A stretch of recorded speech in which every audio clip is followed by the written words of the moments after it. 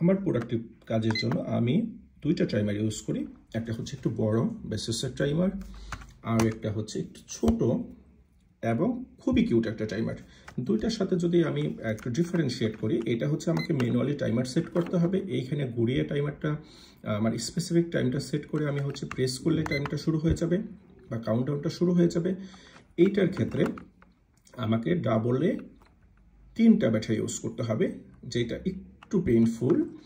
আর এইটার ক্ষেত্রে ব্যাটারির কোনো ঝামেলাই নেই, আমি হচ্ছে টাইপ সি চার্জার ইউজ করে চার্জ করতে পারবো।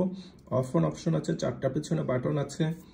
আর সবচেয়ে মজার বিষয় হচ্ছে আমার যখন যতটুকু টাইম প্রয়োজন আমি ওইটা কিন্তু অটোমেটিক নিতে পারবো। সাপোজ আমার 10 মিনিটসের একটা স্লট দরকার, আমি 10 মিনিট ইউজ করতেছি, বাট আমাকে মনে হলো যে না আর একটু বেশি হয়তো দরকার বা একটু কম দরকার, সেক্ষেত্রে আপনি 5 মিনিটসে চলে যেতে পারি।